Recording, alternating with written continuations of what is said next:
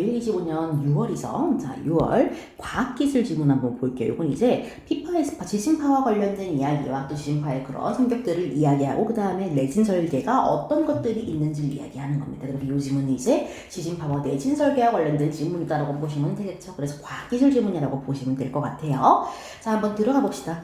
자, 지진은 지구 내부에서 일어나는 지각변동에 땅이 흔들리는 현상, 이게 바로 뭐예요? 지진의 정의죠.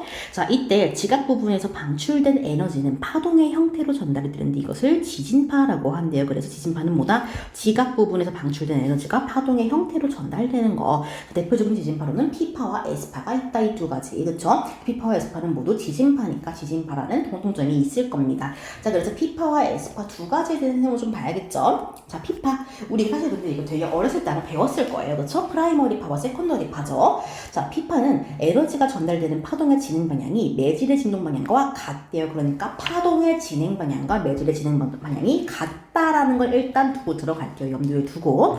자, 매질이 압축과 팽창을 반복하면서 전달되며 관측소에 가장 먼저 도착한다는 특징이 있습니다. 그래서 P파가 원래 프라이머리 파의 줄임말이잖아요. 그렇죠? 자, P파는 전파 속도가 초속 약 6에서 8km, 굉장히 빠른 겁니다. 그렇죠? 초당 6, 8km를 간다니까. 근데 진폭은 작아서 지진 피해가 작대. 그러니까 뭘 알 수 있어요? 진폭에 따라서 지진 피해가 달라진다라는 걸 알 수 있네. 그래서 진폭과 지진 피해 관계는 비례한다. 진폭이 작으면 지진 피해도 작고 진폭이 크면은 지진 피해가 크다. 이렇게 보시면 되겠죠. 자, 반면에 역전입니다. 그럼 거의 다 반대로 들어갈 거야. 자, S파는 파동의 진행 방향이 매질의 진동 방향과 수직이래. 그러니까 얘는 같았고 얘는 수직. 아예 처음부터 반대로 들어갑니다. 전파 속도는 초속 약 3, 4km에 비해 속도가 약 절반으로 뚝 떨어지죠. 그래서 느리지만 진폭이 커서 피해 정도가 크다. 그쵸? 완전 P파랑 S파는 거의 반대되는 거라고 보시면 돼요. 자, 두 지진파가 관측소에 도착하는 시간의 차이를 PSC라고. 그러니까 P파가 느리니까 그런 거죠. 자, 진원에서 멀어질수록 PSC는 커진데 왜냐면은 P파는 계속 빠르게 달려가고 그쵸? S파는 어때요? 점점 느리게 가는 거지. 그치? 그래서 점점 더 진원과 이 지진의 시작점 근원으로부터 멀어질수록 커진대. 그래서 PSC를 활용하면은 지진 발생 시 다른 지역의 지진 피해를 조금이나마 줄일 수 있대요. 왜냐면은 비교적 지진 피해가 작은 P파가 다 먼저 치고 지나가잖아요. 그치? 그럼 그 다음에 뭐가 올 거라는 걸 알 수 있어. S파가 올 거라는 걸 알 수 있잖아. S파가. 자, 그렇기 때문에 P파가 와. 그러면은 그 다음에 S파가 올 건데 S파는 어때?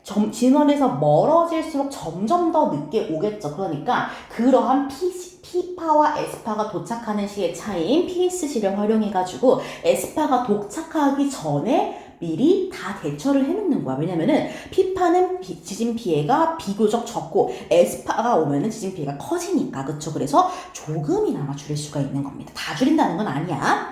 자, 그래서 P파와 S파가 통과할 수 있는 매질에는 차이가 있대요. 매질 아까 여기 나왔었지? 진행 방향이 같냐 다르냐. 그쵸? P파는 고체, 액체, 기체를 모두 통과합니다. 그래서 빠른가 봐. 그치? S파는 고체만 통과할 수 있대요. 따라서 액체 상태인 외핵을 통과할 수 없대. 외핵은 무슨 상태? 액체 상태. 그래서 S파가 도착하지 못하는 S파 암영맥. 그러니까 어떤 경우예요? 액체인 경우였죠. 기체는 왜 안 돼요? 기체는 땅에 없잖아. 그쵸? 자, P파는 멘틀과 외핵과 내핵 같이 상태가 다르거나 같은 상태더라도 밀도가 다른 매질의 경계면을 질할 때 굴절이 일어나는데 안 지나간다는 말은 아니야. 그쵸? 그래서 외핵은 뭐야? 액체잖아. 그치? 그래서 멘틀과 외핵은 어때요? 하나는 고체, 하나는 액체야. 그치? 외핵과 내핵은 어때요? 그쵸? 상태는 둘 다 액체야. 근데 밀도가 다른 거지. 그치? 그래서 두 경우인 거야. 멘틀과 외핵은 뭐예요? 상태가 다른 경우. 외핵과 내핵은 같은 상태라도 밀도가 다른 경우. 그 경우 전부 다 어때? 굴절이 일어난다라는 거죠. 그래서 그냥 아무렇지 않게 쭉 가는 게 아니라 P파도 한번 굴절이 일어나. S파는 아예 통과도 못하지만 이로 인해 P파 역시 암영대가 생깁니다. 또 지진파의 전달 속도는 매질의 밀도가 높아지면 빨라지고 밀도가 낮아지면 느려진다. 비례한다라는 거네. 밀도가 올라지면 속도도 올라가고 밀도가 낮아지면 속도도 낮아지고. 그쵸? 자, 한편 지진 발생 시 건물 붕괴로 인한 피해를 줄이기 위해 지진에 저항할 수 있도록 건물을 설계하는 것을 내진 설계라고 한대요. 근데 사실은 어때 얘들아? 지금 이 위와 아래가 내용이 아예 다르잖아. 여기부터는 내진 설계 기준에 관한 내용이고요. 여기까지는 피파 에스파 지진의 그런 파동에 대한 이야기예요. 그래서 내가 만약에 긴 지문을 한 번에 읽는 게 어렵다 그러면은 여기서 한번 끊고 들어가도 돼요. 여기서까지 해놓고 그럼 피파 에스파 관련된 문제를 먼저 싹 풀고 들어가야지 해도 괜찮다라는 겁니다. 그래서 우리 뒤에 나오는 보기 있는 3번 지문 있죠. 그 딱 피파 에스파까지만 해서 여기까지 풀고 여기까지 딱 읽고 거기 풀고 돌아와도 괜찮아요.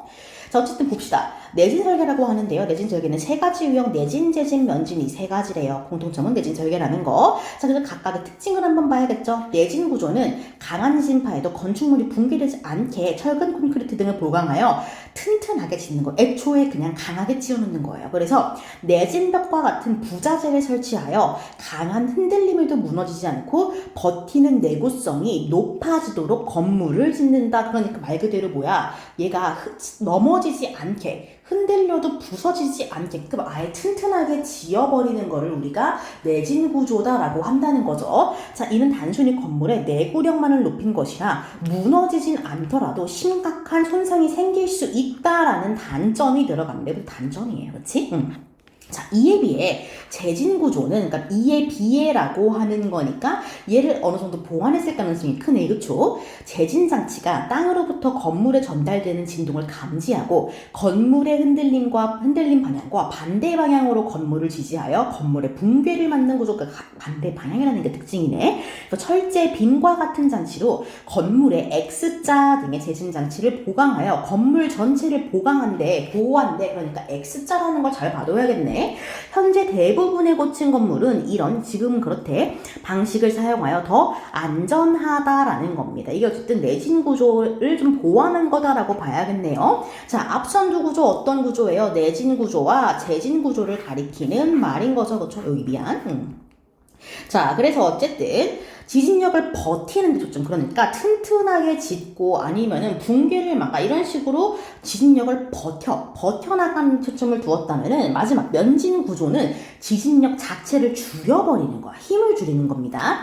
자, 파동의 에너지는 주기가 짧을수록 커진대요.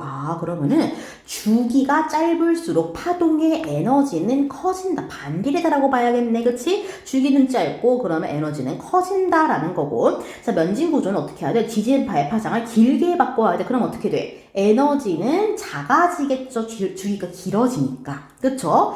자, 그래서 파장을 길게 바꾼다라는 거는 뭐다? 주기를 길게 바꿀 거다라는 거고, 이거는 에너지를 감소한다라는 거죠. 자, 보통 지면 위에 바로 건물을 세우는 것과 달리 면진 구조는 건물과 땅 사이에 고무 스프링, 댐퍼, 베어링 등을 설치해서 흔들림이 건물로 전해지는 걸 막는데, 그러니까 중간에 스프링 같은 걸 넣어서 충격을 완화하는 겁니다. 자, 건물 자체를 지면으로 떨어뜨리면은 진동이 줄어들어요. 그쵸? 자, 그러면은 진동이 줄어들기 때문에 전달되게 되더라도 아주 강한 지진이 일어나더라도 건물 내부에 있는 구조물이 쓰러지지 않아요. 그렇기 때문에 효과적이다라고 판단을 받는다라는 거죠. 그래서 여기 뭐예요? 내진 구조를 보강한 게 재진 구조고, 재진 구조도 어떤 한계가 있어? 지진력을 버티기만 한다는 한계가 있잖아요. 그렇죠? 그래서 아예 여기에 오는 그 지진력이라는 그 힘 자체를 줄여버리는 걸 개발을 한 거야. 그게 가장 효과적이라고 판단이 되는 거죠. 그래서 요 세 가지의 공통점 차이점을 잘 봐야 돼요. 공통점은 뭐예요? 지진에 저항할 수 있도록 건물을 설계하는 거야. 그래서 내진과 재진은 지진력을 버티는 거, 면진은 지진력을 줄이는 게 차이고요. 또 내진과 재진은 어때? 차이점도 같이 봐야지. 공통점이라고 하더라도 내진은 어때? 손상이 생길 수 있다는 단점이 있어. 내구성을 높게 짓는 거니까. 그래서 재진으로 그것을 보완하는 거야. 반대 방향으로 지음으로써. 그렇죠? X자빔 같은 것들. 그래서 이런 공통점 차이점 잘 구분해가지고 요 내진 설계도 잘 구분하시면 문제 풀 때 별로 어려움 없을 겁니다. 그래서 우리가 지문을 딱 반으로 가릴 수가 있어요. 위에서 피파, 에스파, PSG 잘 구분하시고요. 밑에서 지진, 내진 구조 잘 구분하시면 문제 푸는데 아마 어려움은 없을 겁니다. 자, 그래서 마찬가지로 제가 이것도 다 이렇게 근거 다 써놨고요. 저희 재원생들은 제가 다 뽑아가지고 줄 거고, 유튜브를 들으면서 보시는 분들은 이제 유튜브 프로필에 있는 블로그 따라가셔가지고 그 링크에서 확인할 수 있게끔 제가 포스팅을 할 겁니다. 자, 그래서 한번 볼게요. 3점짜리 문제 요거 한번 볼까요? 자, A를 참고하여 보기를 해야 하는데 A 여기죠. 지금 PSC, 피파에스파에 대한 얘기네. 자, 진원에서 발생한 지진이 지금 여기죠. 지금 새 관측소에서 관찰이 됐대요. 관측소 1에는 피파만 도착했대. 그렇다는 건 뭐야? 관측소 1에 이렇게 들어가는데 어때요 지금?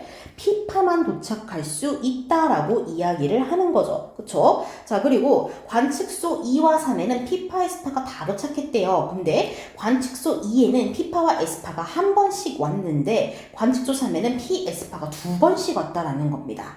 자, 이 중 C를 지난 피파와 에스파가 B만 지난 에스파보다 먼저 도착했대. 이건 뭐야? 속도를 이야기하는 거니까 밀도랑 관련됐다라는 거 알 수 있겠죠. 자, 그래서 밀도와 관련된 얘기가 여기 나오잖아. 그치? 밀도가 높아지면 빨라진대. 그래서 C를 지난 게 먼저 도착했다라는 건 C의 밀도가 더 높다라는 거 알 수 있겠죠. 자, 그래서 보면은 이 실선은 피파, 점선은 에스파예요. 자, 보니까 어때? 실선이 지금 못 지나가는 데가 있지. 거기는 뭐예요? 다 액체라는 거야. 그치? 실선이 지나가는 전부 고체여야 돼요. 그래서 보니까 어때요? 여기 관측소 1에는 피파만 왔다네. 그쵸? 에스파가 못 지나가는 거 미안 잘못 말했어요. 그래서 피파만 도착했다라는 거는 에스파가 가다가 멈췄다라는 거죠. 여기서. 그치? 그럼 에스파가 못 지나간다는 건 A가 뭐라는 거예요? 액체다라는 걸로 알 수 있겠죠. 자, 그럼 여기 B와 C는 어때요? 한편으로는 B와 C는 지금 PS가 다 지나가고 있어. 그럼 둘 다 고체여야 돼요. 그치? 근데 C는 어때? C를 지나면 더 빨라진대. 그럼 두 고체 중에서 어때? C의 고체가 밀도가 더 높다라는 걸 알 수 있죠. 그래서 보시면은 지금 여기 보면은 피파가 가다가 꺾여요. 그래서 이건 무슨 얘기냐면은 여기 이 부분이죠. 같은 상태라도 밀도가 다른 매질의 경계면을 지날 때 굴절이 생긴다. 이건 뭐예요? 굴절 한번 생기죠. 그래서 똑같은 고체인데 그냥 그 B만 쓱 지나갈 때랑 C를 한번 거쳐서 밀도가 높은 C를 한번 거쳐서 지나갈 때랑 굴절의 정도가 다른 겁니다. 그쵸? 자, 그래서 보시면은 관측소 2에는 피파가 에스파보다 먼저 도착한 당연한 거야. 피파가 왜 피파라 그랬어? 프라이머리 파니까 너무 당연한 거야. 이거는. 자, 그 다음 관측소 1에 도착한 지진파는 관측소 2에 도착한 지진파와 달리 상태는 동일하지만 밀도가 다른 두 매질을 지나왔다. 틀린 말이죠. 자, 관측소 2에 도착한 지진파는 뭐예요? 피파잖아. 피파 하나밖에 없어. 그치? 자, 요 피파는 어때요? 관측소 2에 도착한 것과 달리 상태는 동일하지만 밀도가 다른 두 매질을 지나왔다. 완전 반대죠. 어때요? 이 피파는 고체에 지나고 액체에 지나. 그러니까 상태가 다른 걸 지나오냐. 얘는 어때? 고체 그냥 쓱 지나온 거야. 상태가 다르지도 않고요. 밀도가 다르지도 않습니다. 그쵸? 완전 틀린 말이에요. 자, 그 다음 3번. 관측소 2에 도착한 지진파의 PSC보다 관측소 3에 도착한 지진파 중 B만 지나는 지진파의 PSC가 더 크게 나타났다. 이건 당연한 거야. 왜? 진원으로부터 관측소가 더 가깝잖아. 그쵸? 이거 어디서 나와요? PSC가 어때? 진원에서 멀어질수록 커진다며. 당연한 거죠. 자, 그 다음 관측소 3과 달리 관측소 1에 에스파가 도착하지 않은 것은 어때요? 액체니까. 관측소 1과 관측소 3으로 가는 경로의 매질 상태가 다르기 때문에. 그쵸? 그래서 관측소 3으로 가는 경우는 고체밖에 없어. 밀도가 다르더라도. 그쵸? 근데 관측소 1로 가는 길은 뭐가 있어? 액체가 있는 건 당연히 다르기 때문에 그런 거죠. 자, 관측소 3으로 도착한 지진파 중 C를 지난 지진파가 B만 지난 지진파보다 먼저 도착한 건 뭐 때문이라 그랬어? 속도가 빨라진다라는 건 밀도가 높아진다라고 했죠. C가 밀도가 높기 때문이라는 말. 그래서 5번 맞다고 하시면 돼. 굉장히 쉽죠? 그래서 2번 고르고 넘어가시면 됩니다. 자, 그리고 이거 지진 설계 한번 볼게요. 자, 보시면요. 구조 도식화죠. 자, 보면은 딱 봐도 뭐 있어? X자 빔 있어. 그치? 자, 그래서 요건 재진 구조야. 얘는 어때? 스프링 있어 밑에. 스프링 밑에 있으면 뭐야? 면진 구조. 그리고 얘는 그냥 뭐야? 그냥 튼튼하게 버티라고 한 거야. 내진 구조. 그쵸? 요렇게 해가지고 구분하시면 금방 다 모본으로 나옵니다. 어렵지 않죠? 그래서 요거 아까 X자빔 중요하다 했으니까 재진, 면진, 내진인 거 잘 구분해서 풀기만 하면 돼. 그래서 포인트가 어떤 거냐에 주목해서 빠르게 내진 설계의 종류를 찾아내는 게 우선이다라고 생각하시면 될 것 같아요. 나머지는 좀 쉽게 풀 수 있을 건데 31번 좀 어려웠을 것 같기도 해요. 근데 이건 아까 제가 지문 설명하면서 얘기했습니다. 그쵸? 그래서 이 정도 이렇게 보시고 정리하시면 아마 어려운 거 없을 거예요. 그래서 오히려 조금 쉬운 지문이라고 볼 수 있겠네요. 이렇게 한번 정리해 볼게요. 그래서 여기까지 보시고 나머지 지문들도 잘 정리해서 시험 때문에 열심히 하시기를 바랄게요.